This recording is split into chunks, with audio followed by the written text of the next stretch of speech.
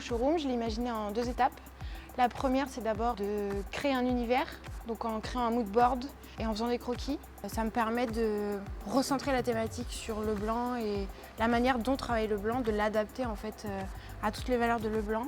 Comment est-ce qu'on fonctionne, quelle matière est-ce qu'on utilise, quelle matière est-ce qu'on veut mettre en avant surtout, parce qu'il ne faut pas oublier qu'on a quand même des valeurs écologiques, des engagements éco-responsables. Et la seconde étape, c'est de faire la modélisation. Je crée les décors et je crée la scénographie qui va autour. Moi, mon rôle dans la réalisation du showroom, ça a été principalement un accompagnement technique et logistique d'Ophélie pour assurer sa vision créative et de faire en sorte que la réalisation se rapproche au mieux de la conception.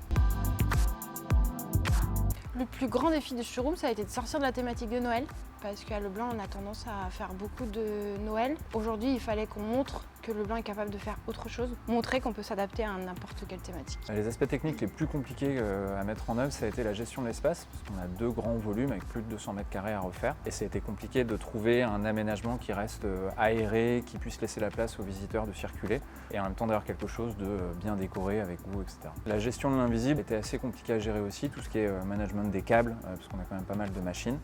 Et la recherche aussi de matières, de matériaux, avoir un rendu organique des choses comme les pierres ou les végétaux nous a pris pas mal de temps. Donc ça a été un défi mais un plaisir aussi parce qu'on a kiffé faire autre chose que Noël, c'était super cool.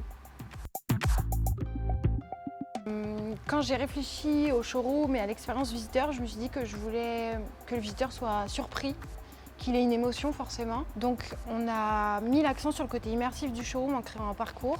C'est pour ça que la scénographie, on l'a fait avec autant de détails, qu'on a pensé les décors exclusivement pour le showroom, pour que justement le visiteur découvre au fur et à mesure toutes les capacités de Leblanc, toutes les créations de Leblanc, et tout ça pour créer une émotion chez lui. Je pense que ce showroom est un bon exemple effectivement, ce qu'on peut proposer à nos clients, parce qu'on montre qu'on est capable de faire autre chose que du Noël et de s'adapter aux besoins des clients et de faire preuve d'innovation et d'audace. Aujourd'hui, on est capable de répondre à beaucoup de demandes différentes et de s'adapter vraiment aux besoins des clients, qu'ils soient privés ou publics, donc des collectivités, des parcs d'attractions. L'idée quand le client vient au showroom, c'est qu'il comprenne que Leblanc n'est pas seulement un créateur de décors lumineux, mais aussi un créateur d'émotions. Et pour nous, je pense, ce showroom, ça a été un super terrain de jeu. Et pour moi, ça a été un grand défi créatif.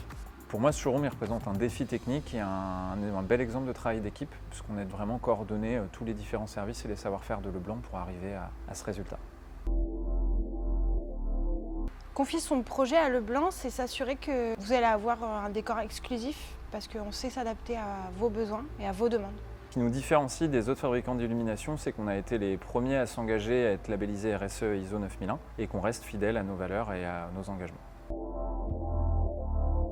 Il faut venir voir le showroom Leblanc parce qu'il est différent de ce qu'on propose d'habitude, exclusif, il va vous étonner. C'est une création unique qui est disponible que dans nos locaux et qui va être visible que pendant une période donnée, donc c'est maintenant ou jamais.